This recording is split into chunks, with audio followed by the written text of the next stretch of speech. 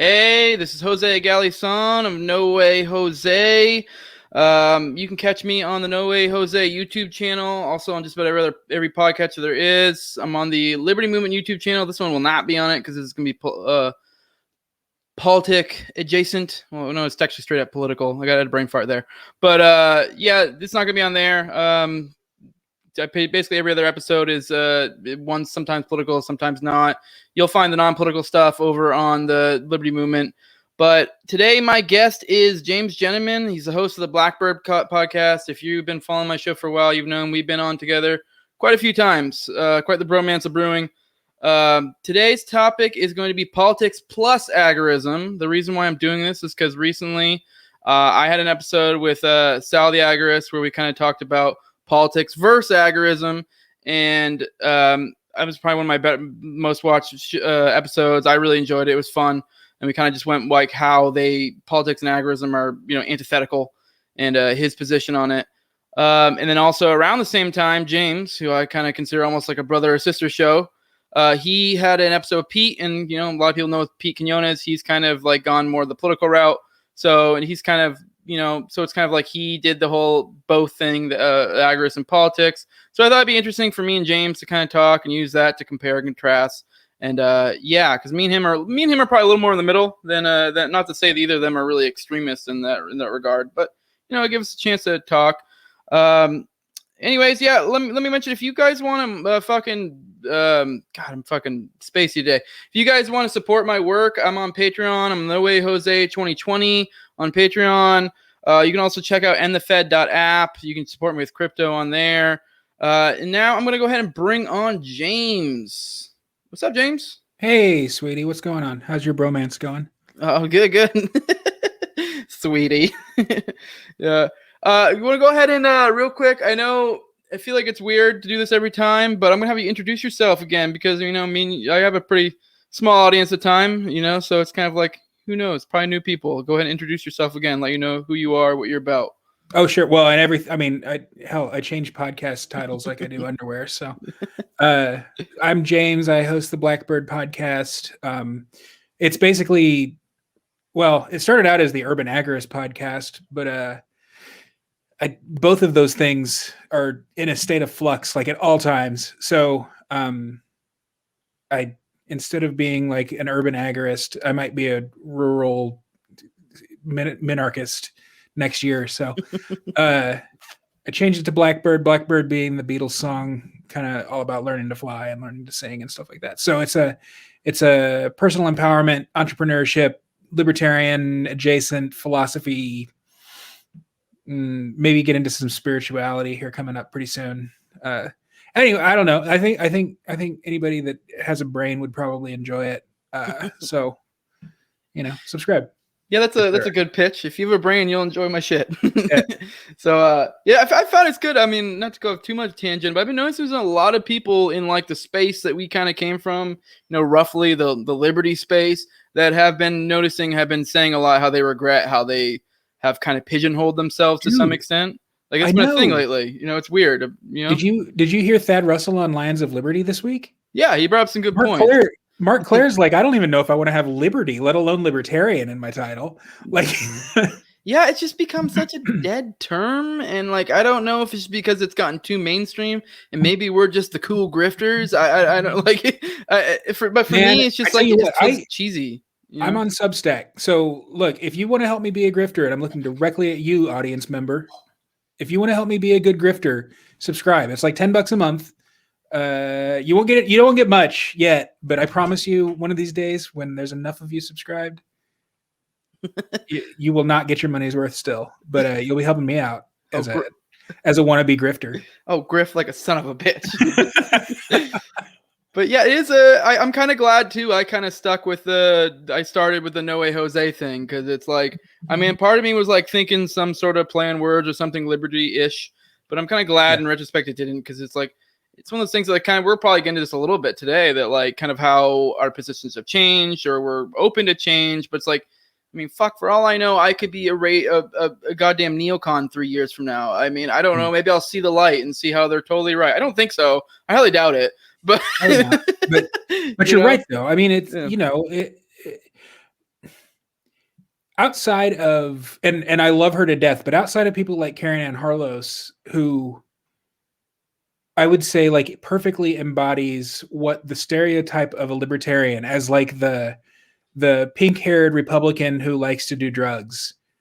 That was like the stereotype of libertarians prior to, I don't know, like maybe the Ron Paul movement, like 2004-ish libertarians. That's kind of what you thought of. And then Ron Paul came around, and so Ron Paul was like the very image of a libertarian. And now I don't really know. I mean, like the LP, I don't even know if the LP can be considered libertarian anymore. You know, I think the Mises Caucus is trying to change that, but we're entering this time, and maybe this is a good segue. I don't know. We're entering this time where the powers that be are no longer just the state. Quit dropping stuff, Jose. You're a professional podcaster, for crying out loud. I know. I'm trying to go for the unloose the goose vibe and get my little drink on, you know? Oh yeah, I've got Southern Comfort is what we're doing tonight. Yeah, I tried this new shit called Tin Cup, and I was hoping it'd be good just drinking whiskey. It's not, so I'm mixing it.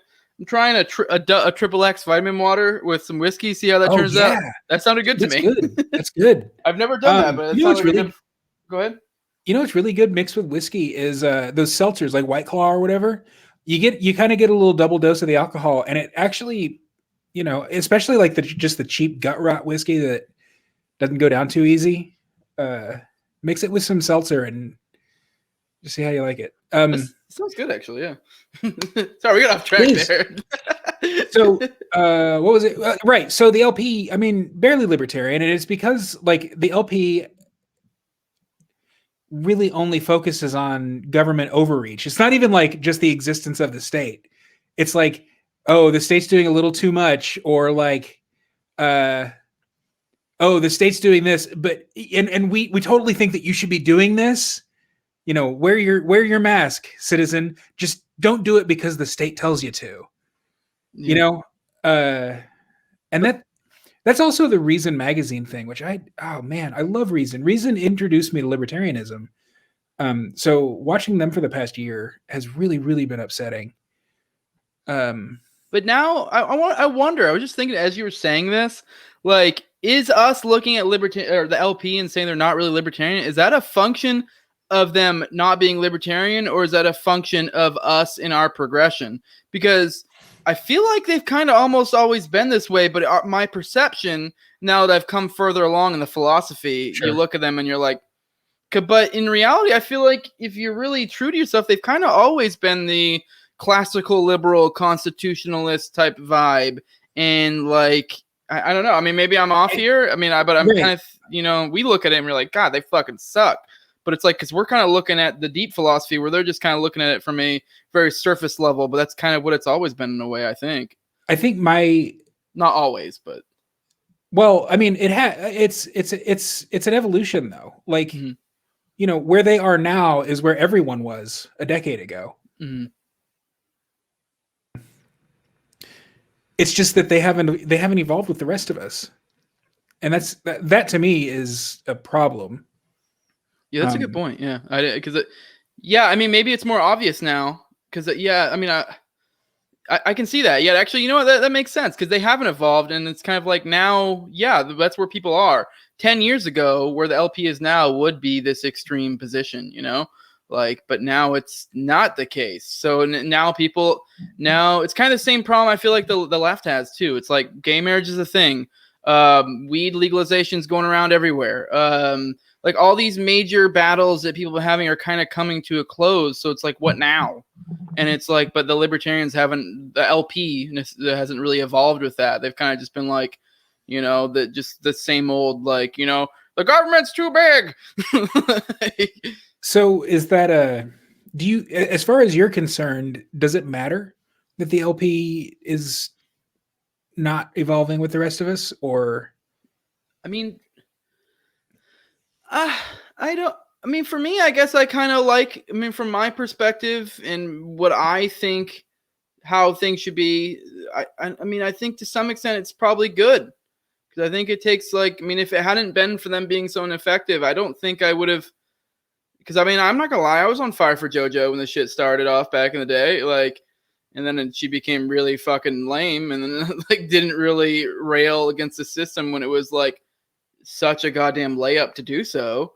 So, but yeah, no, I so for me, I guess it is kind of like, because where I'm at, I feel like that's gonna get people there better if you have this ineffectual, and like to some extent, like we'll get into it a little bit in this episode, but like, say, for example, the LPMC. Like, I don't think the political route is the way to go. But if I'm wrong, I don't mind the LP as being a nice hedge on my bet, you know? Mm-hmm. So, and I feel like the LP being fucking trash kind of, to some extent, has that, you know? Because, like, we were talking before, and neither of us are necessarily, like, resolute or certain in our stances. So, like, I have my thoughts on the matter, and I try to logically think them through, but fuck, I don't know. I could be wrong.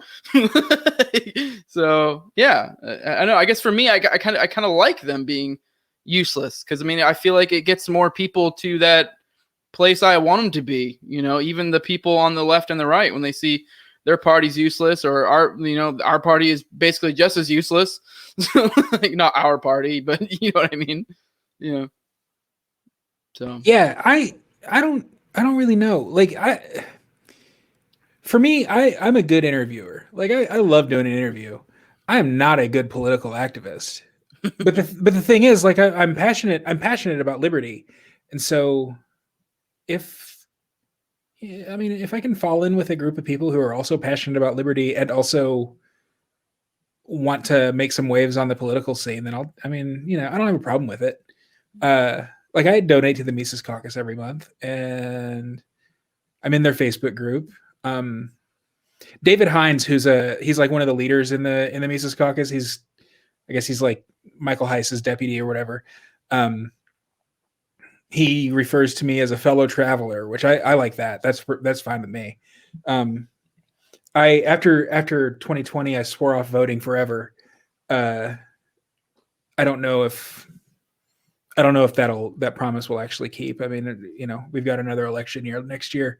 Maybe I'll return to my addiction. I have no idea. It's just so fucking useless. Even if you believe in the political route, like for me, like say if I just like decided I was wrong and I think we should try to affect change through the political, arena, like I would still, honestly, I mean, this may sound fucking terrible, but I'd probably tell everyone to go out and vote and go do this and go do that. But at the end of the day, I probably wouldn't fucking vote, because it's like, I mean, even then, I know how ineffective one little vote is. So it's like, if anything, I do far more by encouraging other people to vote than by me actually voting. So I mean, I probably would never tell let anyone in on that little secret, because I'm not. I'm sorry. I'm gonna fucking do something else on that day or whatever. And it's not even like voting's that hard. It's just, it's such a, for even the infinitesimally small amount of effort it may take to vote, it's not worth it. Yeah. Mathematically speaking, so yeah, that's the thing. I have a lot of fun at LP events and stuff, but like, and I mean, especially in my state, I think like if I was in Nevada, where their state is just awful, it probably would be different. But in Minnesota, like, we've got an awesome chair. It's a pretty good mix of, like, one of the leaders of she is a like trainer or something like that for the National Party, but she's a city council member in a pretty big suburb of Minneapolis. And she's awesome. I don't know if she's like ANCAP or minarchist or what, but she's great. She's so much fun to hang out with. So I have a lot of fun with our state party. But like the other day, someone approached me to run for chairman of the party, and I can't think of anything I'd want to do less. I'm not passionate about the party. Like, I'm passionate about having fun with other libertarians. I'm passionate about advocating for our causes. I mean, if a libertarian candidate wins an election, I'm going to be happy about it. And it's not like I'm going to be mad, but I'm probably not going to go out of my way to like go knock on doors for him or anything like that. Yeah, I feel you. I feel like this is probably a good point to kind of break off into what I intend to. And I wanted to have each of us steel man each other's episodes. So, I mean, for those who don't know what steel manning is, I mean, if you've been raised in a fucking, I don't know, a barn or whatever the hell the saying is, like, steel manning is when you do your best to give the most favorable interpretation of someone's stance. Because James, when I came to him with this idea, he actually rightfully said that I don't feel comfortable trying to express other people's, perspectives, because we were talking about like kind of like talking about each other's. But I figured we'd take the one. I figure if we steel man, it's kind of like you kind of can't go wrong. Like if you're genuinely steel manning, like if you're being like a kind of like a snippy girl and being like like I wish I had the courage to wear that dress or something like that. That's different, but that's not genuinely steel manning. So that's what we're shooting for here. And I feel like me and James both can handle steel manning each other, especially because me and him kind of both aren't really super resolute in our stances, and we also kind of don't fucking care. Like I don't know, like. It's not that big a deal, but it is an interesting discussion to be had. So that I'll let you take it, James. Let you steel man my episode with Sal and his perspective in relation to politics and agorism. Okay, sure. So just to start, like I'm not a debater, and I'm not like a steel manner. So I don't want to pretend like I'm making Sal's argument better than he can. Or well, you're already losing the debate now. Yeah, exactly. So. And just to add a little bit of meat to the bone, steel manning is like the opposite of straw manning. So you're arguing what they're arguing, not some caricature of what they're arguing. But from what I understand, Sal's position is that the political route to a libertarian society is both immoral and practically a waste of time. And it's immoral for all the reasons that, a non-voting anarchist would say it's immoral. You are being complicit with the monopoly on violence. You're like maybe taking taxpayer funds for the candidate. The candidates are never as like ideologically pure as one would hope. Engaging in voting is arguably an act of violence, or an act of aggression, rather. Taxation is theft, and you can't really have politics without taxation. So there's all that. But then practically, and this is where I think the argument is even stronger, because nobody really cares about the moral arguments anymore. Practically, there are so many things other than politics that an agorist can do to try to take down the system. If the goal is abolition of the state, and not just like a better, more efficient, whatever state, like Reason might advocate for, or at least, some of the higher level editors there, then engaging in politics is a waste of time because it's not getting you toward your goal. The goal being the elimination of the state, not just a better state. And so an agorist, specifically Sal, would say that engaging in counter economics, printing guns, maybe, and otherwise subverting the mechanisms of control that kind of keep us down, is much better than partnering with those mechanisms of control via politics. Does that sound about right? Yeah, I think that's perfect. I think that's a cool. Perfect representation of his stance. I mean, maybe he would disagree, but I doubt it. I'll go ahead and go into my position on Pete, or steel manning him. My thoughts on his, not my thoughts, but my steel manning his shit. So I think he's taking the perspective of, I think he's taking more like the education route, and that like we can use politics to our advantage, the partyarchy, as Conkin would say, but we can use it to our advantage, in like, he would probably say like the local levels. He would also say that we are using them as a bullhorn, as a education, kind of taking the Ron Paul route, and where like everyone knew Ron Paul probably wasn't going to get elected, but it was more of just, red pilling as many people as you can. I know there's been a lot of talk about, like I said, I think I already said bullhorn, but like he's, they're planning on trying to, and they already have some people that already have kind of positions within media. Like, for example, a good person is Dave Smith, and he's been doing a lot with LPMC. He's fucking he gets on like Fox News, and he's been on CNN before. So it's like you start getting him in there, you know, saying that people commit treason, but with also the backing of a political party, like some shit can happen, you know, like I mean that's some interesting stuff. So like that can red pill some people. I would also say that Pete's probably taking the shotgun approach. I would think if I had to guess, he's probably kind of similar in me and you in that he may not necessarily be entirely sure that this works, but I think he's of the opinion that why not fucking try? Like, so it's a matter of the shotgun approach of just trying as much as you possibly can, throw everything against the wall, see what sticks. And like, so, and I think that's fair. That's a fair perspective to have.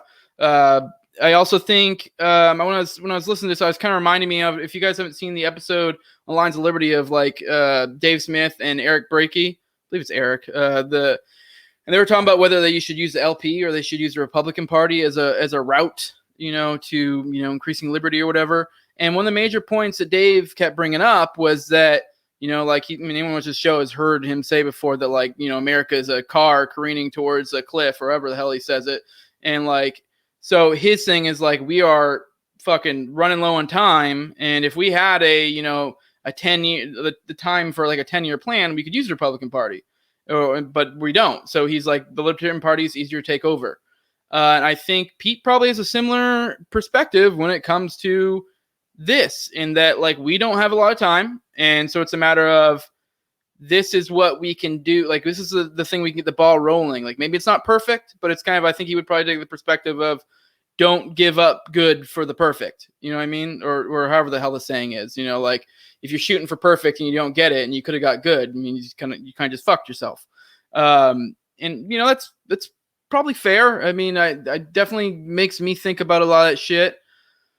I think that's probably anything I can think of on that. I did want to like make a little side note that he did that. Check out that episode. I'll put it in the description, but it was very interesting. It wasn't the focus. I mean, I guess it was kind of the focus, but you guys went a lot of other shit. There's some cool stuff that kind of went to. He made me really reevaluate some of my collapsitarian leanings a little bit, because he kind of brought up how like one of the major things was like the like socialism and communism over in Soviet Russia is that fucking God, I'm having a brain fart in the names. But essentially, why a lot of people hated the anarchists was because they knew that like if shit collapsed, like they were going to turn right to the fucking the people with the power before.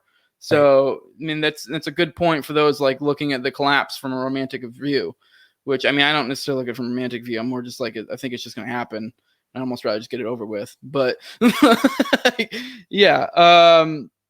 See, yeah, I think that's it. Do you think I hit that good? Is there anything you think like I missed? I feel like I hit kind of all the major points. I think so. One thing, and I haven't really absorbed my interview with Pete maybe as much as you have. I know you just listened to it today. Yeah. But one thing I'm pretty sure Pete has said is that he's not interested in education. He will gladly accept all the Trumpies who have been wiped out of the political scene into the libertarian fold. But the time for education has ended. He's way more interested in throwing proverbial bombs than just telling people to read a book. That's fair. I feel like that can be. I feel like that's one of those things that maybe can be conflated in multiple ways. So maybe like you could take that as an education in a sense. Yeah. Because it's like you are still trying to red people. So maybe not necessarily education, because he has been big on the whole magic thing lately, which I agree with. Like, you know, hey, here, read this book may not work as well as fucking, I don't know, Biden's a pedophile fucking treasonous traitor, you know, like, you know what I mean? Like, yeah, you may not get them to be philosophically in line with you, but you've kind of, I guess you could call that education in a sense, but really it's more you're just making them hate the state in a sense, which is like, maybe it doesn't have to be educational, but as long as they hate the state, I kind of don't give a fuck. So yeah, that's it. That's a good point. And also he's real heavy into Machiavellian tactics where, you know, it's very much a my team versus our enemies type thing, which is where I tend to get a little bit, I don't know, I differ a little bit on that. The us versus them mentality doesn't sit well with me quit dropping every time I talk, dude? That's all good. I'll do what I want on my show. All right. Yeah, true. It is your show, huh? Man, I was just I was just interviewing the founders of a social network, Float. And it's a husband and wife team, and she was like opening a bottle of wine right into the microphone while her husband was talking. It was so funny. Like you could hear the cork squeaking and stuff. It was great. It is funny. The longer I've done this, the less I care. Because like when I first started, it was like I was all like everything had to be perfect. Like I was like debating like soundproofing this room and I know, like put the little foam shit up, and then I like now I'm just like fucking pouring whiskey and shit while I'm like going. But whatever. This is great content for me. I know. Oh, sorry. Go ahead. You're gonna say something? No, I was just saying I know. I've got the foam stuff up, but other than that, it's not a studio at all. Yeah. One of these days, man, I told you this the last time we were talking. I want to get a house out in the country and have like a real studio in it. It'd be cool. I feel like this like almost looks like a real studio, but it's not. It just so happened that like I had all this shit. Yeah, you've got a great backdrop. Yeah. No, I fucking love it. Yeah, I mean, it's definitely my jam, but this was set up before I even started this. So yeah, for those listening, I know this is fucking not fun if you're not watching this on YouTube. But anyways, I feel like we kind of started touching on a little bit what I want to get to the next point. I kind of want to now go into our specific perspectives on when it comes to like politics, agorism, like whether we should use politics. So I guess we'll start out with you. And I kind of I meant to bring it up earlier because I know you've gone a little bit more into the Machiavellian thing. I haven't looked into it too much. This is one thing I do need to eventually. Just there's always, I'm not gonna lie, I've gotten really bad in the whole intellectual game lately where I just, during peak Couve, like it was pretty, I mean, I'm not gonna lie, I did a ton of reading. I'm kind of a little bit miss it in some senses. Like, I know it sounds terrible. During what? The Couve? COVID?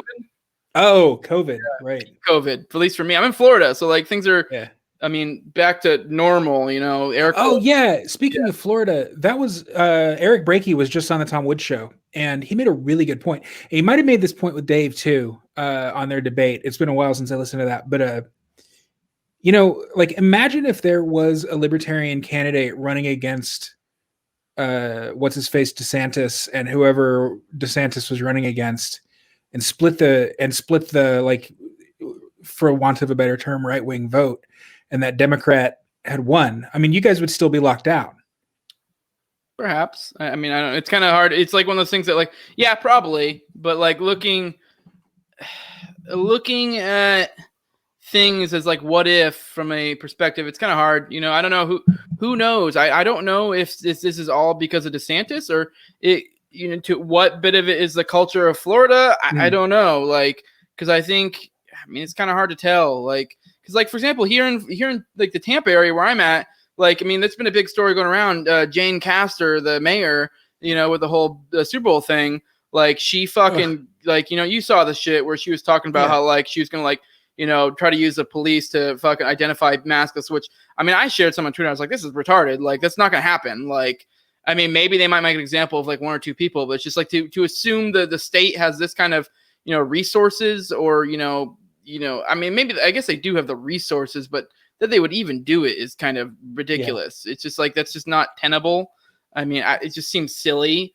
And then, I mean, obviously then after that, there came up pictures of her, being at a previous event without a mask. Oh, really? So, yeah. So like, and I love actually multiple events. Yeah. I love how she was all masked up on that outdoor press conference. My God. And it was windy too. Like you could barely hear her because the wind was blowing into the microphone. I mean, the idea that you're in any danger of catching or spreading this virus outdoors on a windy day it's such a charade. It's such theater. Yeah, exactly. And that's kind of what I was getting at is that like even in Tampa, which like with her, like the perspective from the outside world might be like, oh, Tampa must be terrible. She's like that. Tampa, I mean, I don't even know what the legal position is. I guess apparently they do have. I didn't even know. I work in Tampa, and I didn't even know there was still some sort of mask mandate. Like, I will wear my mask some places and other places not. Pretty much if it's a gas station, I don't. If it's anywhere like super corporate that I know they're gonna be really lame about it, I just don't feel like dealing with the hassle. I will. but 90% plus of places I just don't like. I mean, whatever. Like, so yeah, I always look in the window. Like if I'm walking into a gas station or like I don't know, Domino's or whatever. Yeah. If it looks like the staff doesn't care, like the liquor store near me, they never have their masks on. So I usually will wear mine on my chin just in case, like, you know, some other customer comes in and I'm gonna get Karen'd. Yeah, But like I don't actually, now that I think about it, I don't even think any of the gas stations in Tampa, I don't think can even recall when one of the people at the front like had a mask on. And this is the people who work there in that city. Yeah. So it's like, which you would think that their employers would be like, hey, you got to do this. And even then, like, yes, the sign's on the door, but that's it. Like, that's it. So my point is getting at is like, it's kind of like, I don't know, would it make a difference? I mean, it's kind of hard to like play like what if, you know, with the past. I mean, I don't know. It's kind of hard to tell. Yeah.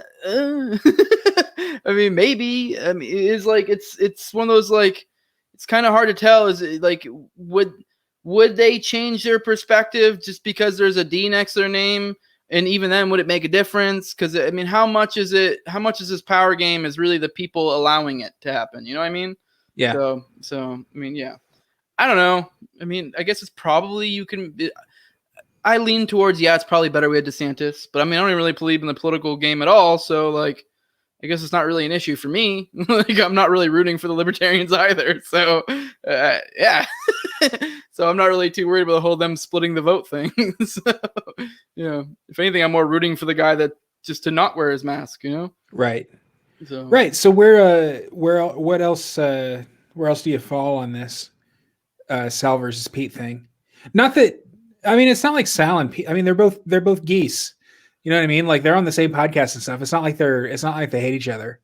But they do come at this from different directions. So I mean, I was gonna let you finish to do your perspective. I don't think you really did, but I mean, we can. Yeah, I'm basically almost entirely in line with Sal. Aside from, I don't take the position that's morally wrong to engage in the political realm, because I think it's practically, I think practically speaking, and even then within the practical realm, I'm sure I could devise a hypothetical in which that's not the case, you know, because. I mean, if you strip away everything, what is an election? That's some people with guns saying, "Hey, I'm gonna let you make some choices," you know, within this realm of what I allow to happen. And so you could probably devise a realm. I could devise a hypothetical in which I would think that's okay. Like I would think it would make sense because people always bring up, you know, if you got to choose your masters, you know, your slave masters. And I mean, if I was on a plantation and I got to choose my slave master, like, sure, yeah, I probably would engage because it's like. Me not being like I choose not to vote isn't really going to do anything in that given situation. Like, so I mean, it's being a little silly and facetious to say in that situation I would be like, nope, I'm being principled here and I'm not going to vote. No, I'm going to choose a guy that's going to whip me less. But if we're dealing with a like really even like a city or a county or a state or a country, it's kind of like, are you getting to a point where it's like, yeah, it actually probably does make more sense for you to not engage, you know, like, especially because there's less of a real world consequence. And, you know, I mean, there's less of that, like, you have less of an input and less of a consequence, if that makes sense. I mean, maybe I'm saying that wrong, but so it's like I can devise a hypothetical. I just think, practically speaking, it doesn't make sense for you to engage. I think you have more to gain from not engaging. And I think more people should not engage personally.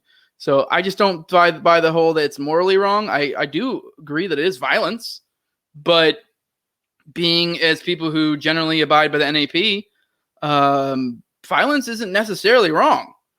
Like it depends on the scenario, really. And that's kind of where I'm at. I think Lysander Spooner had a really good point with his defense of voting, you know, how it's like you can vote in self-defense.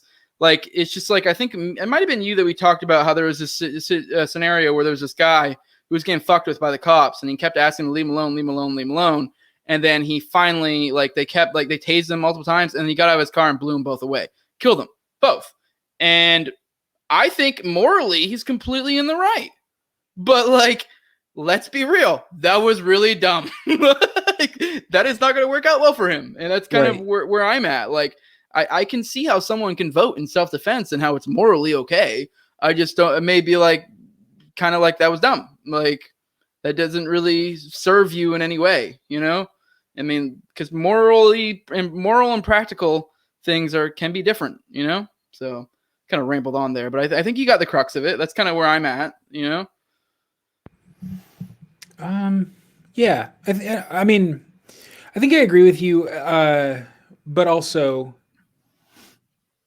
so for me, like when it comes to thinking, I'm pretty independent. Like, in fact, I almost like glory in the fact that I'm kind of a heretic when it comes to doctrinal things. You're the ultimate hipster.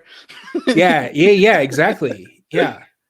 But when it comes to like movements, I'm perfectly happy just following whoever I respect. And I have a huge amount of respect for Dave Smith and Pete and Tom Woods and Scott Horton, you know? So, and like I was saying earlier, the Libertarian Party circle in my hometown is a ton of fun. Now, that's not to say that I'm not going to also get into Agorist circles and stuff. I'm in a Freedom Cell. We're actually meeting in person for the first time next Friday. So, yeah, I mean, it just kind of, I guess it just depends on where I have the most fun. Like I'm a pleasure seeker. Like I'm not necessarily like a strategic, this is how liberty will come about kind of guy, I guess. So, I mean, is voting immoral? No. Is it a waste of time? Probably. In 2022, if I can vote for my congressperson by mail, I'll probably do it. If I have to go somewhere, well, there better be some kind of like compelling ballot measure or something like that I actually might make a difference on in my city. Like I'm in Minneapolis, so we're going to be voting on defunding the police either this year or next. I'll probably want to have something to say about that. It'll be close. But as for like voting for Ilhan Omar, who's going to win by a landslide again next year, I mean, why would I go vote for that? Like, I mean, so what? I mean, she's going to be my congresswoman until she retires, and that's not going to happen for a while unless she runs for Senate or something. But I'm not like not gonna vote because I think it's immoral. I'm gonna not vote because I think it's a waste of time. So I guess we're probably on the same side there, or the same, coming from the same direction. Yeah. I mean, that's kind of how I see it too. Like I was getting at, like I could devise probably a scenario in which there was some, maybe even on a city level, there was some ballot or some issue that I was like, holy shit, this is huge. That maybe then I would, but like even then, I feel like a lot of times people blow things out of proportion. They'll be like, oh my God, there's this one thing they're doing in this thing, and it's like, okay, maybe then, like we talked before, like maybe encourage your friends to go do it. I mean, I don't know, maybe don't do it yourself because, I mean, whatever. But even then, you got to realize you're probably not going to make a goddamn difference anyways. Like, I know that may sound defeatist, but it's kind of just more realistic. So it's like even on maybe in like a district, type, fucking, I don't know. Maybe on even like say you're on your HOA or some shit, which I mean, that's not necessarily, I mean, you get into more voluntary realm. Sure. But, like, I mean, sometimes they're not.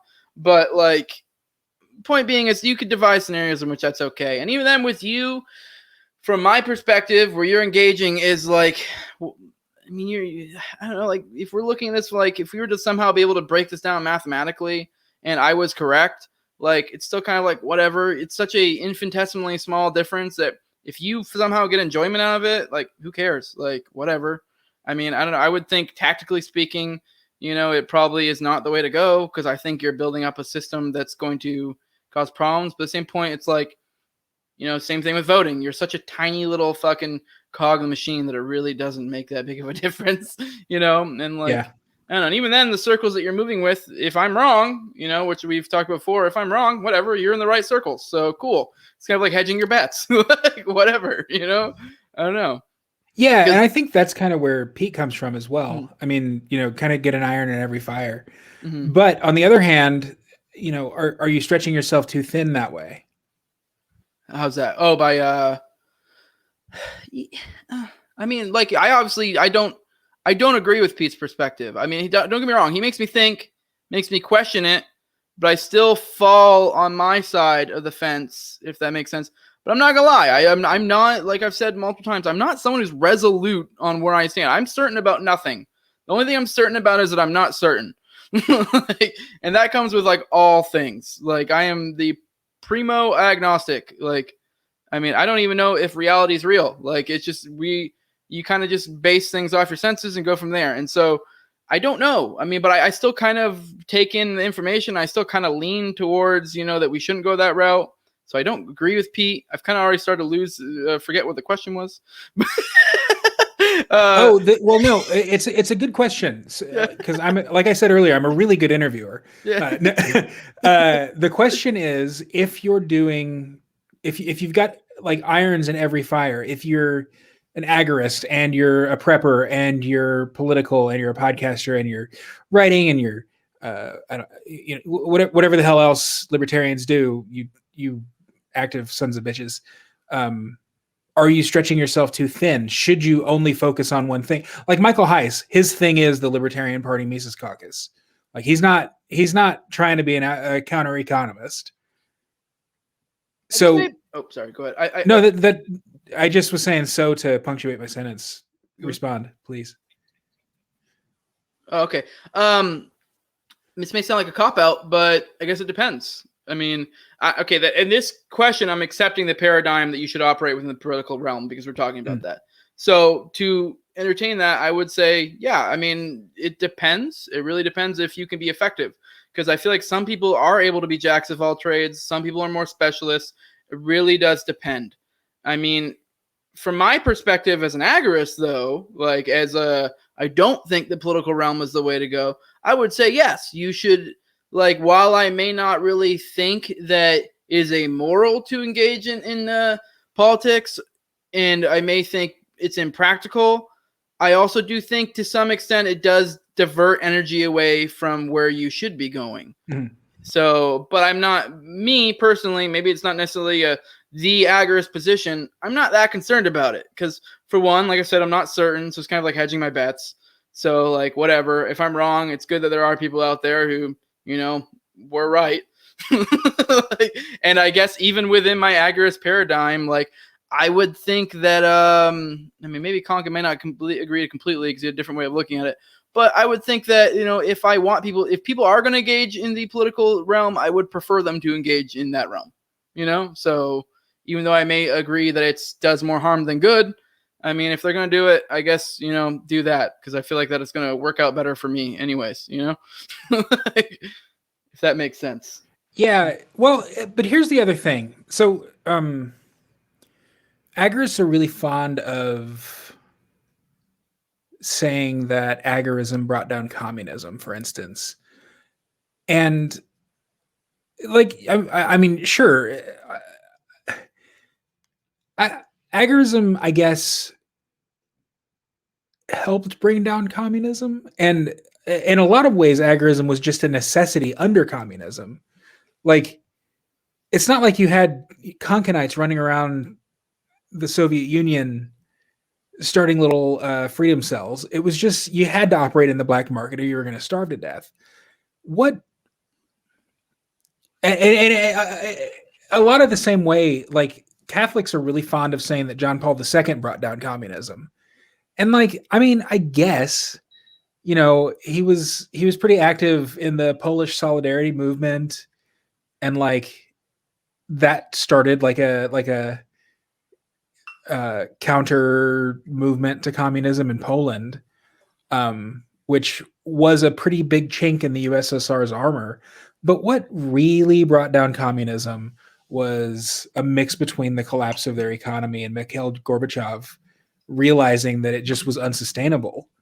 And so he enacted a bunch of, as the prime minister, as a politician, he enacted a bunch of political policies that brought communism into the capitalist age through his Perestroika programs. I mean, and obviously Pete made that point on my podcast. but you know, I agree with that. Like, I think that agorism is very important, and especially as we become, you know, a more totalitarian and less sustainable society, agorism is important for survival. I mean, people are going to be dying if supply chains break down and that sort of thing. And we're rationed and you know, I mean, Bill Gates becomes like the world's only farmer. It's going to become more and more important that people have these counter economic skills. Well, not just because it's, you know, a path to freedom, but because it's a necessary thing. But that doesn't negate the need for, I mean, it's not that politics is a need. It's that in this paradigm that we're living in, it exists. And so you can either recognize that or you can deny it. You know what I mean? yeah, I think both those two. There was 2 points I picked up on there, and I also want to caveat from the beginning. I am fucking terrible with history because I grew up in public schools. History was fucking boring. It was just events and dates. Yeah. And I fucking hated it. And then as I've gotten older, I had more of a joy of it because it actually was like, oh my god, this is cool. There's like so much going on here. Whereas before it was just boring shit. So I'm terrible with that. So I'm like, I'd be completely wrong. But I think it could easily be a matter of perspective because you brought up I'll be honest, the Perestroika, where the fuck, and I remember that in the episode, and I probably should have looked into it to understand what exactly it was, to be honest. Do you remember it from wait, how old are you? I'm 29. Oh, never mind that. So you haven't seen like the 80s Teenage Mutant Ninja Turtles movies then? Oh, fuck yeah, I have. I mean, it was a long time ago, but... So in Teenage Mutant Ninja Turtles 2, they are in, I think, April O'Neil's apartment, and they find some pizza. And I was very little, but it's a deep callback. Very deep. They God, I don't even remember, but the word perestroika came up. I had no idea what that meant until, you know, well into my 30s. And I first saw the movie when I was probably like 5. So don't worry about it. If you don't know what perestroika is, I couldn't, if you asked me like what is perestroika, I probably wouldn't be able to tell you, other than that it was Mikhail Gorbachev's agenda, basically, and Gorbachev was like the last president, prime minister, chancellor, whatever the title was, of the USSR. Like, he was the one who oversaw its transition from the, you know, Soviet empire to just this collection of disparate states. What were you talking about? Anyways, all right. I was bringing it to this as a matter of perspective, and I was kind of bringing up that I don't know shit about history, so I don't really know what perestroika is. All right, I'm getting it now. It's kind of it was Gorbachev's fucking shit to kind of address the issue. Anyways, so I want to kind of just do this now because I'm probably going to get lost in thought. I'll say it fucking, the 2 things I'm about to bring up here, the perestroika thing, and then the whole either recognizing or not recognizing politics. So the perestroika thing, I think you could easily look at it, and I think, I'm not saying I'm right. I'm not saying you're wrong. Maybe it could easily just be a matter of perspective. I think when we're talking about agorism, you could easily probably make the case, and once again, I'm historically retarded, so I think you could probably make the case that maybe this was a result of pressure from the, like, essentially agorism, essentially. And like, I know you mentioned they weren't running around like they weren't Konkinians or whatever the fuck. Like, and that's one thing Konkin goes into, that like, you know, we should try to appeal to people who are engaging in counter economics but aren't necessarily agorists. So these people, I definitely agree with that. Yeah, so there was a shitload of people engaging in counter economics, and so I think you could probably make the case that is what kind of put the pressure on for the whole perestroika thing. So, and that's one thing I've talked to people before. They're like, well, what if we don't engage? It's like, well, if you don't engage, you could probably make a case that that's going to affect the political system. Like, so you may, in a sense, probably get something similar to what you want. And that's one big thing with a New Libertarian Manifesto. He kind of goes into the whole stages of like how this may work out in his head, and like, you know. And so I think there might be some case to be made that not voting is essentially kind of a vote, and may get them to try to like appeal to you more. Like that was one thing I think he went to very much. Like, I might be completely wrong, but I do vaguely remember it's one thing he brought up with like the LP, how they could end up being a major party at some point once enough people have disengaged, to try to lure people back into the system and be like, look, this isn't so fucking bad. You know what I mean? Like, so I do think there's something there. I kind of lost my point a little bit, but anyways, now I'll move on to the next point. You kind of brought up the not engaging or engaging, and actually that kind of answers the second point too. It could be a matter of perspective, in the sense that like, it's not necessarily you're engaged, you're not recognizing it. You're recognizing it's there. You're just choosing not to engage with it. You know, like that's, I mean, I get what you're saying, that it is like, it's there. So like, are you going to use it or not? I mean, I think you could probably make a case that's fine not to. And that's kind of what I think agorism is. I could be completely fucking wrong. I don't know. Especially because I like, with looking at it in a historical context, very much reaching, because I don't know the fuck I'm talking about. So, but yeah, I think there's probably maybe a case to be made there. So I don't know, you know? I think one thing, so Konkin's kind of framework, I'm told that I use the word framework too often, by the way. It's a good word though. It's a great word. I love it. That's why I use it so damn much. Yeah. Konkin's like vision is, you go from like pockets of agorism, and then you ascend to where it's just pockets of statism. Like, it's the agorism is the default, statism is the little pockets, and that's where it stops. And that's a very, very Western view of history, or the unfolding of, you know, the future. As I am thinking more and more about the nature of society's evolution, the more I'm seeing it as like a cyclical and linear type thing. Like, it's almost like a spiral. Integral theory. Yeah, that's where we're going. Go check out that episode if you haven't. Yeah, well, and there's more coming. I've got the guy from Integral Life coming on to. He's been doing it for, you know, decades. So it's a mind fuck for sure. Not to go off to another tangent, but I mean, I'm kind of the opinion that it's almost too conveniently well done. So I'm like, is it just one of those things where it's like a horoscope where you're reading too much into it? You know what I mean? So I'm like, but it is at the same time, like, this is fucking genius. Is this just a horoscope for really smart people? I don't fucking know.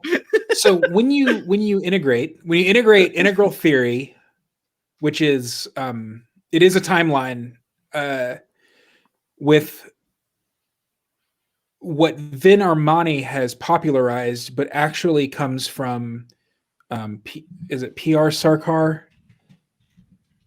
Yeah, PR Sarkar, where history is a series of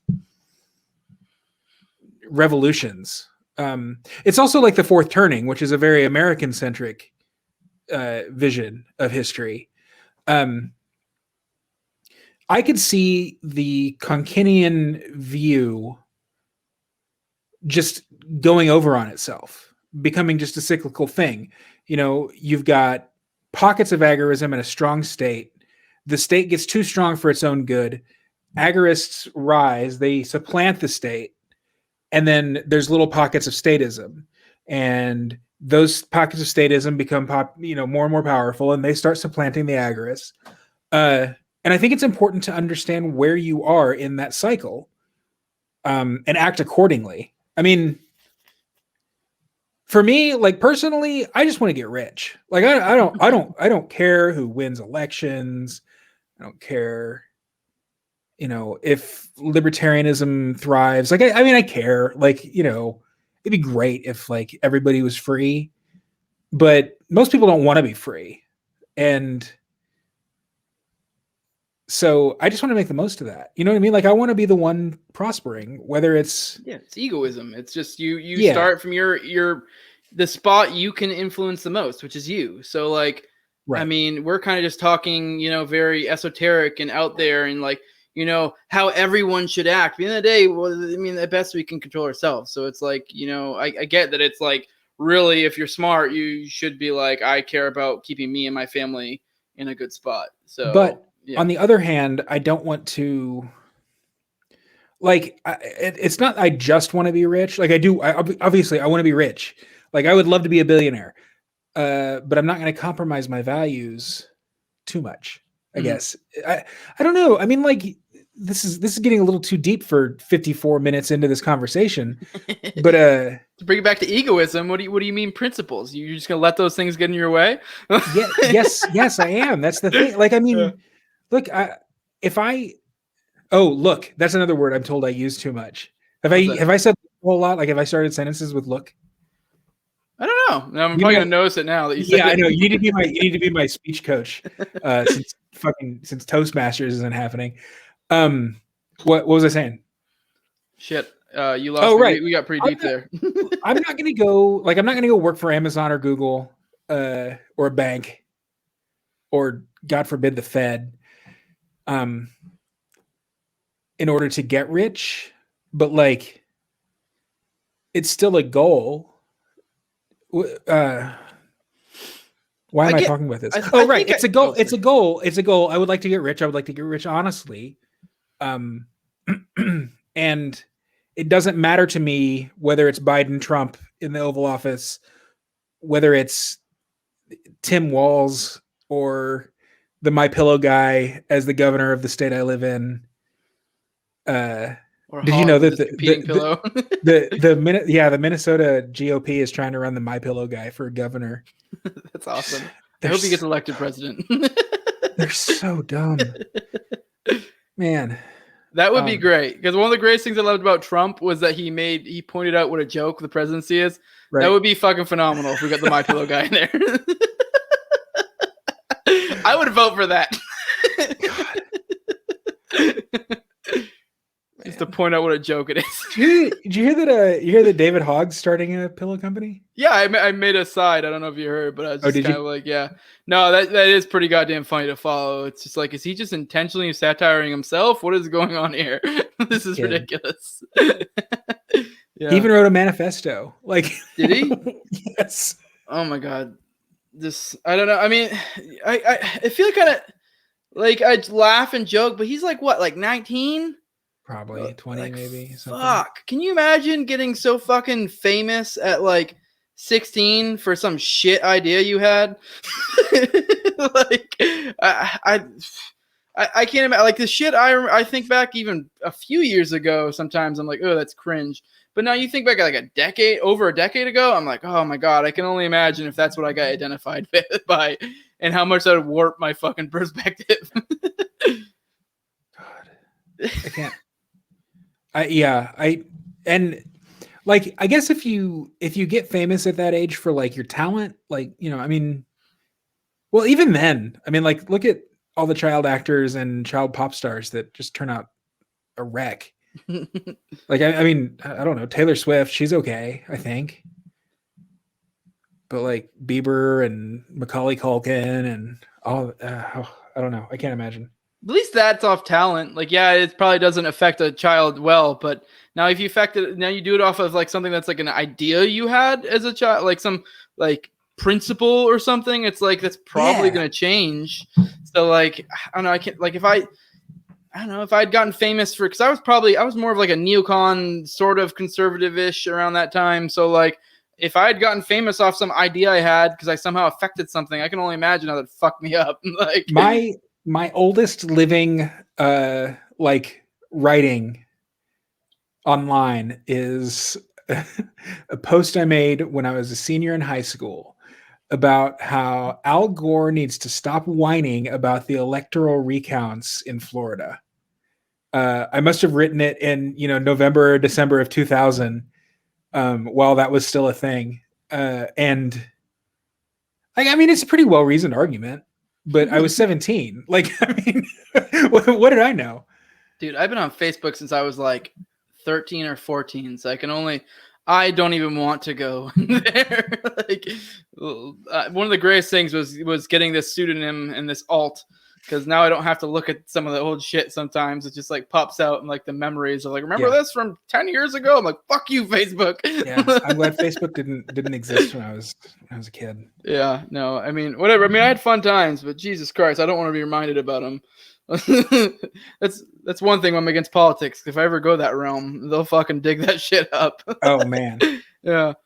kidding. I want to kind of touch on a little bit. I mean, this is getting off topic, but whatever. I don't care. These are fun. I like these kind of conversations where they go off from where they were supposed to be. And I kind of feel like we touched on everything, anyways.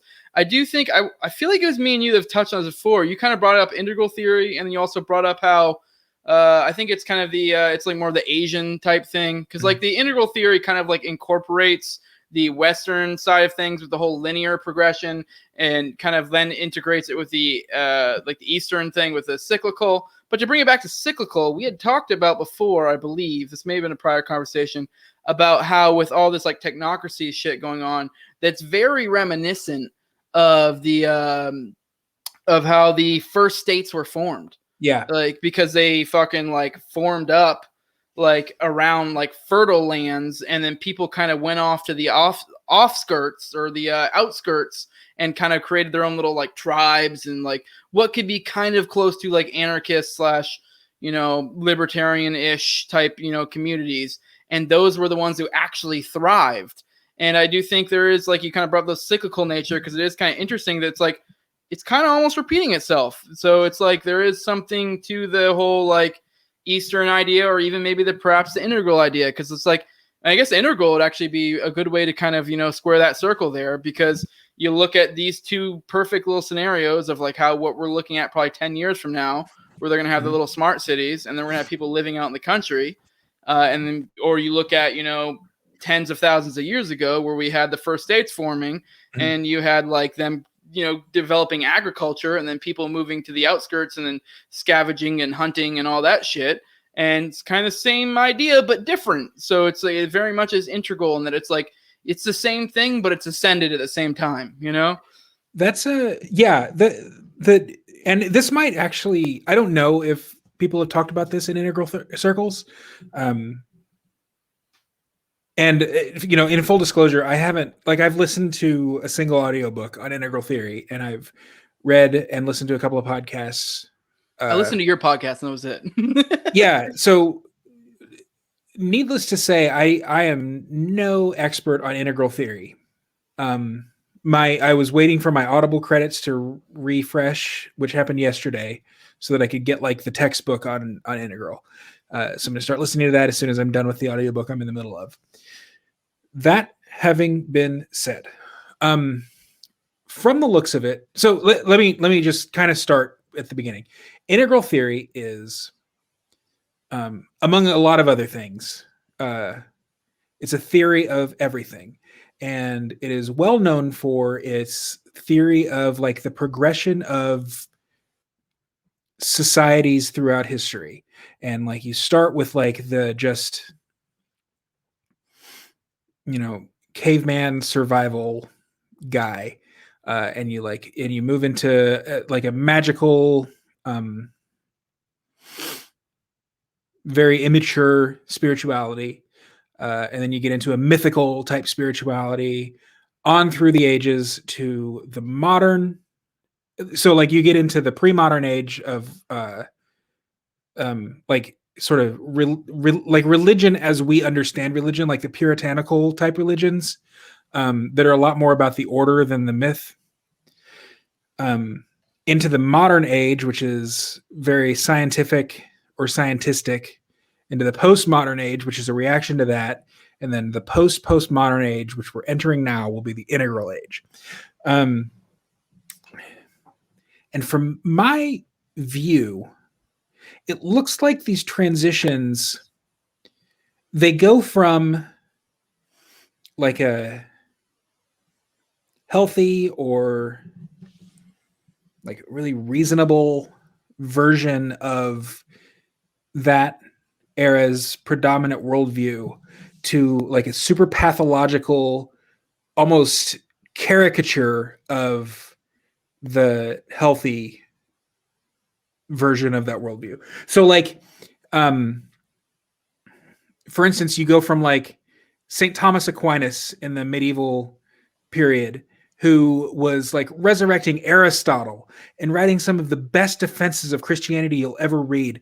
And not only are they super logical and rational, but they're beautiful. Like it's a joy to read Aquinas.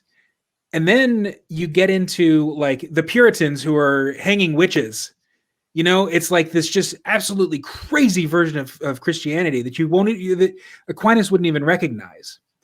And so the Puritans are reacted against by the Enlightenment and the new scientific method, and I get what you're getting at. Yeah, the deists and yeah. the atheists and stuff like that, who have a really, really nice worldview. They're not irrational about their stuff. They have a code and they have reasons for believing what they believe. But they're also reacting against what came before them, the fundamentalist, violent Christians. I mean, you can make the same case with atheism, with the whole not to throw you off your track. But fucking people. One of the biggest. I'm pretty open about it. I'm an atheist. I'm an agnostic atheist. I mean, we're not gonna get into that. I mean, we can do this some other time. But anyways, fucking people always bring up communism and under Stalin and how well, look at that. That's what atheism is. But it's but at the same time, you can have that, or you can have fucking atheism that's just looking at things logically. That's actually what brought me to anarchism, was learning the logical ways to evaluate religion, and then I integrated that into my perspective of government, which, funny enough, not a lot of atheists do, and so they end up being the biggest simps for government. But yeah, so I can see what you're getting at, and it's kind of this cyclical thing. You're operating off different paradigms. Right. So that's where I think the cycle goes. So the modernists ended with the atomic bomb. The scientists had gone from being a moral force for good in the world, to the most destructive force in the world. And then also you've got Ayn Rand, who is just she was just a caricature of the political theorists who lived 200 years before her. Egoism and Ayn Rand. When I read Egoism, or read God, I'm forgetting the fucking book. When I read Stirner's book, I was like, holy shit, this is a much more reasonable version of Ayn Rand. Right. Exactly. So in response to the modernists, the people who made the atomic bomb, you've got the postmodernists who had really good points. Who's to say what's better than another thing? Thad Russell is real big on that. Libertarians should be postmodernists, because it is the ultimate in acceptance and a pluralistic worldview. And the postmodernists were in direct reaction to the dropping of the atomic bombs on Hiroshima and Nagasaki. But now, as Jordan Peterson has pointed out, postmodernism has kind of gone off the rails. You've got what started out as a pluralistic, of course oppressed people have rights. Why wouldn't they? Movement that convinced the world that oppressed people have rights, and that the racism is not scientific. There's no such thing as scientific racism. To this this caricature of that, where only oppressed people have rights, and everyone who's not an oppressed people, and I use the word "an oppressed people" intentionally, anyone who's not part of that group or those groups is an oppressor and needs to be punished for it. That's a caricature of what the original postmodernists would have said. And so now, in reaction to that, you've got this rising integral movement, which, or maybe it won't be a movement, because the whole beauty of integral is that it integrates all of those things. It takes the good parts of the pre-modern religionists and the magical thinking, and even the tribal, violent, the Mongolian, whatever they were called, Genghis Khan people. it takes all of that stuff and integrates it with one another and takes the best parts of everything and identifies that while rejecting the shitty stuff. So that's why, so that's why I'm super into it. I'm a little skeptical because it can be a little like lefty, but I don't think it has to be. Yeah, I mean, I found lately, I mean, I've been falling into, I mean, I've always probably been, you would consider me more on the right pretty much my entire life, but I've been falling into a lot of movements that people seem to be like, oh, well, they're a little lefty, like Agarism. I found myself, which is a lot of people accused of being like lefty, which it is to some extent, but I mean, maybe there's just some sort of a, what's the word I'm looking for? It's kind of a simpatico or whatever, you know, there, where it's like, you know, maybe it seems lefty for a reason. Maybe it's because it's kind of almost a little bit, you know, kind of the right way, if that makes sense. I'm lost for words, but there might be a reason why it's kind of lefty/righty, because it's like, well, you know, like it appeals to both. Same thing goes with postmodernism. Like I feel like that has a lefty vibe. I mean, I haven't taken a deep dive on postmodernism, and same thing with integral theory. But yeah, no fucking like postmodernism, I think it's fucking like when I was reading Stirner's book, I fucking the whole time I was like, this is like weirdly a mix between like Konkin, Ayn Rand, and postmodernism. Yeah. Like that's what it was. And it is like, I feel like it kind of, postmodernism is great because I mean I could be completely wrong. I haven't done a dive, but it like it is this whole idea of like what is truth, and it allows them to be competing narratives. So, and it's kind of like you then bring people into your narrative or something close to your narrative. And at the end of the day, like you can be fucking mad about it and you can be like, well, this is the truth. But at the end of the day, it kind of doesn't fucking matter if that is the truth, because at the end of the day, what matters is what you can convince people of. And that's kind of what postmodernism is in a sense. And I actually think, yeah, go ahead. Well, in integral accepts that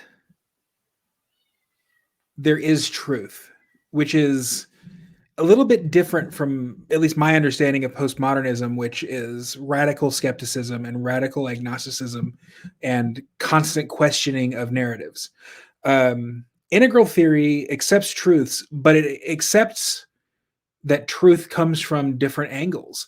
So like, sounds like a complicated way of saying the same thing.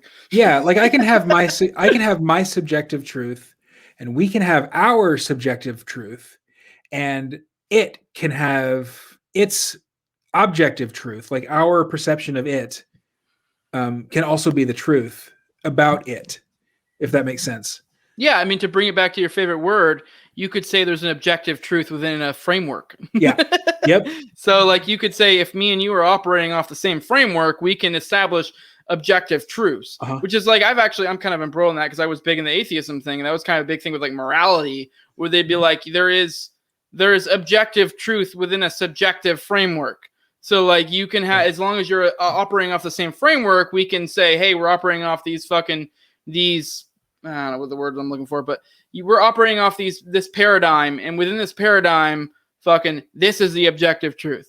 Yep. And you can logically deduce that, but at the same time, it's a matter of, it's the whole is-ought thing. Like at the end of the day, like we're all stuck at ought. Like you can fucking bitch and moan that like we want there to be an is, but sorry, you can't fucking prove there's an is. Like I'm sorry, you just can't. Like, and that's kind of the whole point, you know? Yeah.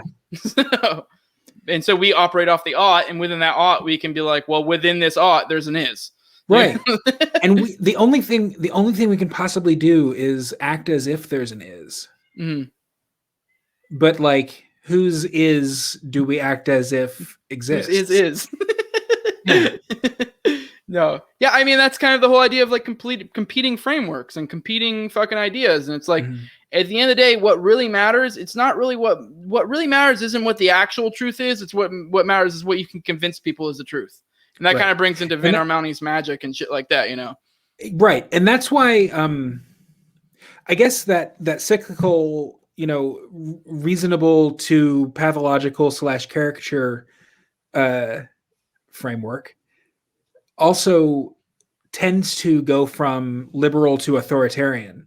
So like, you know, you start out with proposing, you know, this is my idea, to imposing this is my idea, and it also needs to be your idea. And if it's not your idea, then you're going to the fucking gulag, or you're getting banned from fucking Facebook, or whatever it is. Isn't it ironic too that the word liberal then becomes a synonym for authoritarian? Yeah. Like, it's like, do you forget what liberal means?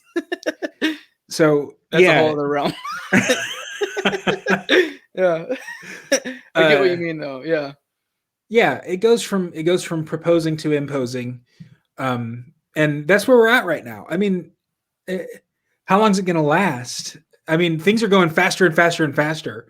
You know, each of those steps in the evolution, I mean, they've gone from centuries to decades to years. I mean, look, the postmodern, there I go with look.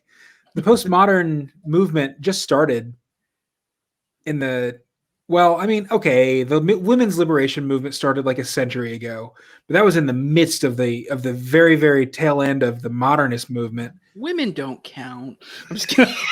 But like, but really, the like actual like postmodern civil rights. I mean, the women's lib movement was part and parcel with the temperance movement, which was, you know, as religious as you get. So that wasn't really postmodernist. It didn't become postmodernist until the feminists joined forces with the civil rights movements in the 60s. And that's only been a few. I mean, my dad was born in 1960, you know? So will we see the end of this insane authoritarian world in the next 10 years? Maybe. I mean, maybe. I couldn't tell you one way or another. Will the Great Reset succeed? I mean, it's kind of crazy. And I think more and more people will get on board as it gets crazier and crazier with get on board with the anti-authoritarian liberals, not just the liberals, but the anti-authoritarian like us. I think I've told you before kind of how I think it's going to work out. It's not even necessarily going to be, I think it's going to be the state is going to impose their authority within a smaller area, and it's going to seem more extreme, but it's going to be within a smaller area. Yep. And I mean, I always, I mean, I bring up any chance I get, the whole, like, you know, like the connecting the dots between the whole Agenda 2030 and then the fucking, the way the first states formed, because for some reason I have not heard anyone else going about that. That was like a thing I completely connected dots on myself. Remember I had John Bush on once and he was like, holy shit. Cause I don't know why though. It's such an easy dot to connect. Cause it was literally like a James C. Scott book.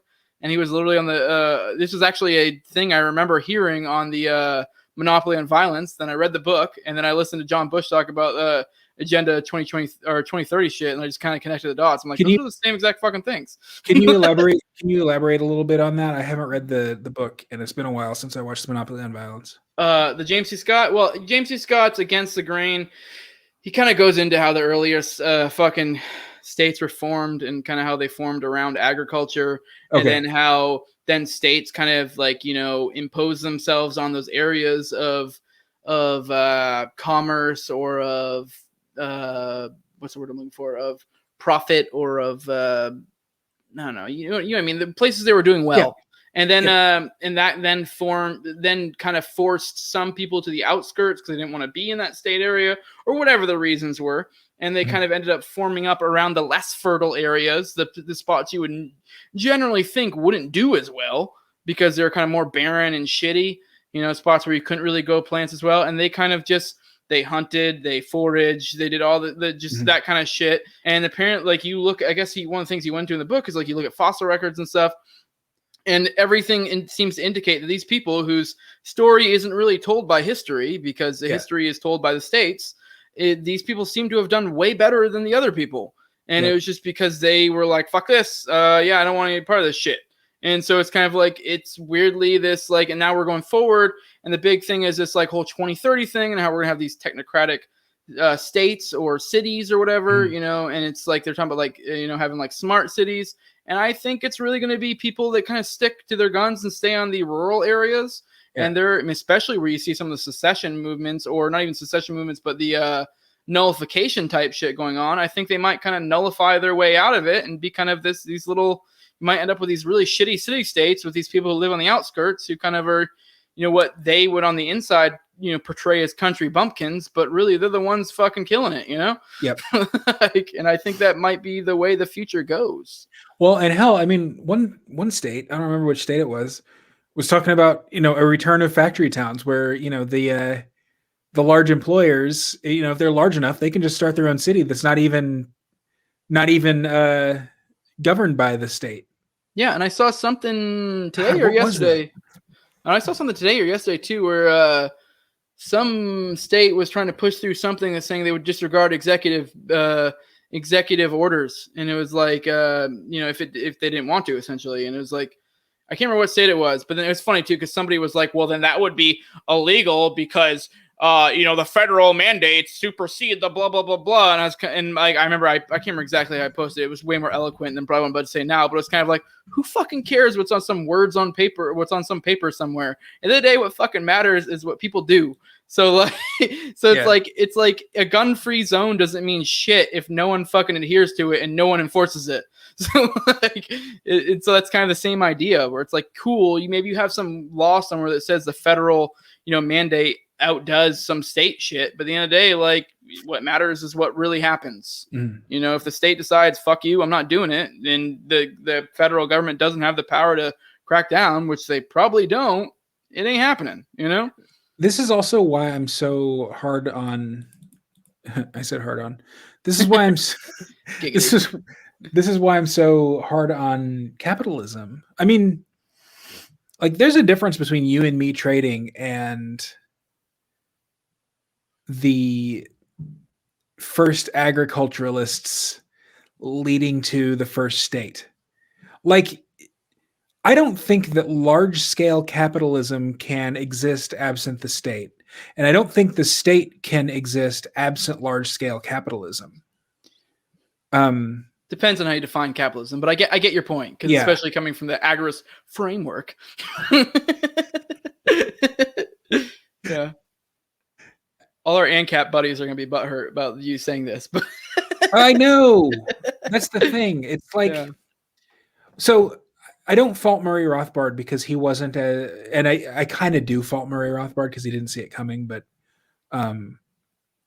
he was as down on crony capitalism with air quotes as anybody, but I don't think he went far enough. Yeah. I think Konkin went far enough. Like, and really, I mean, Roderick Long, he goes far enough. If you read his theory of class, he kind of makes a distinction. He's like, so libertarians tend to make class about the government or the state versus everyone else. And Marxists tend to make it the capitalists versus the proletariat. Roderick Long is like a middle way where it's mostly the state, but also the capitalists to a lesser degree versus everyone else. It is hard when because the problem is, especially with coming from the Konkinian framework, that is like the state corrupts the market. So it's like, how do you then parse what is state and what is market? Now, if you say that, but if you say that to a socialist, and I have said that to a socialist, they'll tell you, no. The businesses corrupt the state. The reason, like, people don't run for office because they want to get rich and powerful. They run for office because they want to help people. Don't you know that? They don't get corrupt until the companies start buying them off. Well, you know what? Funny though, like we were talking about earlier, how like, oh, this appeals to the left, and it's like, here I am, but it's like, I almost laughed that off, but there's a truth on both sides, because I feel like too often we're binary thinkers, and while me coming from the ANCAP perspective, generally, like that's kind of where I came from, and then from the right, and so on and so forth, like that was my progression.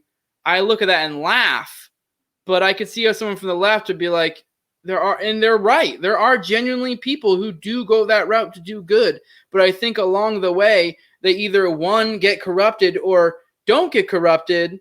And then anyways, just the way the system is made, they end up just naturally falling into the system anyways, So, and like, no matter what your good intentions are, you end up serving their fucking needs, you know, or desires. So it's kind of like true on both sides. So it is, yeah, I get what you're saying, because there are people who genuinely are like, oh, I just want to, you know, help people, and then they fucking, you know, they fall into the system, and then they think they're doing good, and it's just slow corrupting thing. And I guess you could make the case it's the market, but it's sort of not really. My socialist friend, and he has a point, but you will never convince me that Hillary Clinton got into politics because she cares about people. Oh, no. I mean, it depends what you're talking about, I guess. Like AOC, I could honestly believe she did it because she is a true believer. Exactly. That's what I was going to say. She's a true believer. Yeah. And you know, I mean, and some of them do it and they don't get corrupted. Like Dennis Kucinich and Ron Paul, they come from opposite ends of the spectrum, but I tell you what, they had really long political careers and stuck to their principles. And Tulsi too. I mean, she's got some faults, but you know, her short-ish political career was pretty principled, I guess. The problem is they're the exception and not the rule. And so I feel like the problem is people, like, that was one thing I got to do with my episode with Sal, is that it's like, you know, like, was Ron Paul a fucking a negative part of the partyarchy or whatever, you know, like, looking from Agarism angle. And it's like, I mean, it's kind of like, it's the same idea with no matter how you fall on the abortion argument, if you immediately go like, well, rape, it's like, well, I mean, well, it's a non-starter. Like, obviously, rape's bad. So, like, but it's the exact opposite when you're looking at like Ron Paul or somebody like that, or like old school Bernie Sanders coming from the left. You know, Bernie's kind of sold out now. Bernie has totally sold out now. That's the problem. But old school Bernie, you look at them, you're like, oh no, they are true believers. But if you judge the system by them, it's kind of like, that's not a fair evaluation. The thing about Ron Paul is that he convinced the entire world that libertarianism was about the Constitution.